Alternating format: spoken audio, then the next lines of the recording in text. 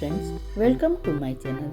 આજે હું તમારા માટે એક નવું સ્ટાર્ટર એટલે કે શેઝવાન પોટેટો વેજીસ લઈને આવી છું. ડ્રેગન પોટેટો તો તમે બધાએ ખાધા જ હશે અને ખાઈને કંટાળી પણ ગયા હશો, એટલે કે ડ્રેગન પોટેટોનું એક નવું વર્ઝન. તો ચાલો માણીએ Schezwan potato veggies. Schezwan potato veggies બનાવવા માટે આપણે સૌપ્રથમ બટેકાની છાલ કાઢી લેવાની છે. એક સાથે જ આવી રીતે બધા બટેકાની છાલ પૂરેપૂરી કાઢી લેવી અને તે દરમિયાન આપણે બટેકાને પાણીમાં નાખતા જવું એટલે કાળા પડે નહીં. હવે બધા બટેકાની છાલ કાઢી લીધા પછી આપણે પાણી ઉકળવા મૂકી દઈશું. પાણી ઉકળે એટલે આપણે તેમાં થોડું મીઠું, અને આ મીઠું આપણે થોડું ચડિયાતું નાખવું તેથી અંદર વેજીસમાં પણ ચડી જાય. પાણી ઉકળે તે દરમિયાન આપણે વેજીસને કટ કરી લઈએ. વેજીસને કટ કરવા માટે આવી રીતે થોડીક જાડી સ્લાઈસ કરવી, એટલે કે બહુ જાડી નહીં અને બહુ પાતળી નહીં તેવી કટ કરવી. જો બટેકા બહુ મોટા હોય તો બટેકાને અડધા કરી અને પછી તેને કટ કરવી. હવે આવી રીતે એક સામટી બધી વેજીસ કટ કરી લેવાની છે. તમે જોઈ શકો છો કે બધી આવી રીતે કટ કરી લીધી છે, એટલે કે બહુ જાડી પણ નથી અને બહુ પાતળી પણ નથી. હવે આપણે તેને પાણીમાં નાખશું. હવે આપણું પાણી એકદમ ઉકળી ગયું છે. આપણે જે કટ કરેલી વેજીસ છે તે તેમાં એડ કરી દઈએ અને તે દરમિયાન ગેસને આપણે ફૂલ જ રાખવાનો છે. હવે આવી રીતે બધી વેજીસ નાખ્યા પછી એકવાર તેને હલાવી લેવી અને હલાવ્યા પછી એકદમ ફૂલ ગેસ ઉપર જ તેને 5 થી 7 મિનિટ એટલે કે ફક્ત આપણે એને 60 થી 70% જ બોઇલ કરવાની છે, વધારે બોઇલ કરવાની નથી. આવી રીતે પાણી ઉકળી જાય પછી આપણે તેને ગેસ બંધ કરી દેવાનો છે અને ગેસ બંધ કરીને તેને ડ્રેઇન કરી દેવાની છે. હવે ડ્રેઇન કર્યા પછી તેને 2 થી 3 મિનિટ થોડીક વાર ઠંડી થવા દેવાની છે.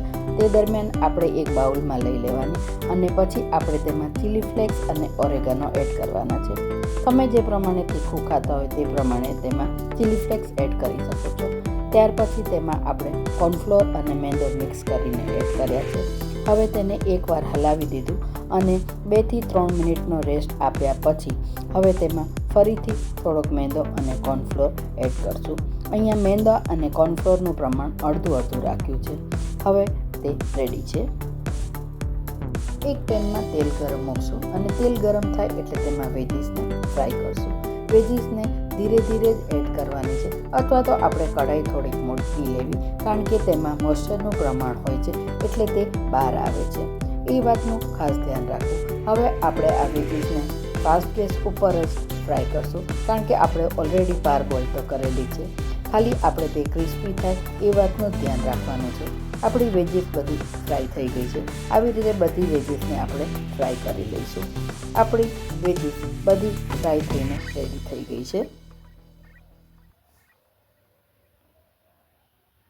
આપણે વેજીસને ફ્રાય કરીને રેડી કરી લીધી છે. હવે તેને આપણે ફાઇનલી રેડી કરશું. તેના માટે એક પેનમાં થોડુંક તેલ લેવાનું છે અને તેલ ગરમ થાય ત્યારબાદ તેમાં ડુંગળી એડ કરશું. અહીંયા આપણે બધા વેજીટેબલ્સને સ્લાઇસ કટ જ કરવાના છે, એટલે ડુંગળીને પણ મેં એ રીતે જ કટ કરી છે. હવે ડુંગળીને આપણે સહેજ ગુલાબી થાય ત્યાં સુધી કરવાની છે. અહીંયા બધા વેજીટેબલ્સ ક્રંચ રહે તે જ રીતે ફ્રાય કરવાના છે. હવે આપણે તેમાં કેપ્સિકમ એડ કરશું. કેપ્સિકમ અહીંયા મેં ગ્રીન લીધા છે. જો તમારી પાસે કલરિંગ હોય તો તે પણ લઈ શકો છો. અને કેપ્સિકમને પણ આપણે તે જ રીતે થોડા ક્રંચ રહે તેમ જ સાતળવાના છે. આપણા કેપ્સિકમ અને ડુંગળી તૈયાર છે. હવે આપણે તેમાં બધા સોસીસ એડ કરશું. સૌ પ્રથમ મેં અહીંયા શેઝવાન સોસ એડ કર્યો છે. મેં અહીંયા 1 થી 1.5 ચમચી શેઝવાન સોસ નાખ્યો છે. જો તમે તીખું ખાઈ શકતા હોય તો વધારે પણ નાખી શકો છો. હવે શેઝવાન સોસ એડ કર્યા પછી એમાં થોડું પાણી નાખવાનું છે અને એ પાણી થોડું ગરમ થાય ત્યારબાદ તેમાં હવે આપણે બીજા સોસ નાખશું. એટલે કે અહીંયા મેં ટમેટો કેચઅપ એડ કર્યો છે. તમે રેડ ચીલી સોસ પણ એડ કરી શકો છો. અહીંયા 1 ચમચી ટમેટો સોસ એડ કરી અને હવે તેને મિક્સ કરીને બરાબર થવા દેવાનું છે. એટલે કે થોડું પાણી બળે ત્યાં સુધી થવા દેવાનું છે. થોડું પાણી બળી જાય ત્યારબાદ હવે આપણે જે વેજીસને ફ્રાય કરીને રાખી છે તે તેમાં એડ કરવાની છે અને વેજીસને નાખ્યા પછી હવે તેને બરાબર મિક્સ કરવાની છે. અને તે દરમિયાન આપણે ગેસને થોડો ધીરો કરી અને ચાલુ જ રાખવાનો છે. વેજીસ બરાબર મિક્સ થઈ જાય ત્યારબાદ તેમાં આપણે ચીઝ એડ કરશું અને ચીઝ નાખ્યા પછી ઉપરથી આપણે હવે તેમાં લીલી ડુંગળીના ફક્ત લીલા પાન જ એડ કરવાના છે અને કોથમીર નાખીને ઢાંકીને થવા દેવાનું. તમે જોઈ શકો છો કે ચીઝ સરસ મેલ્ટ થઈ ગયું છે. હવે ગેસ બંધ કરીને તેને સર્વ કરશું.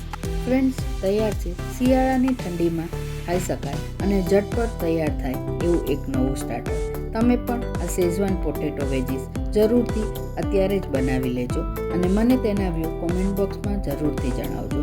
મારા વિડીયોને લાઇક, શેર અને સબસ્ક્રાઈબ કરવાનું ભૂલતા નહીં. તો મળીએ નવા વિડીયોમાં. ત્યાં સુધી બાય બાય.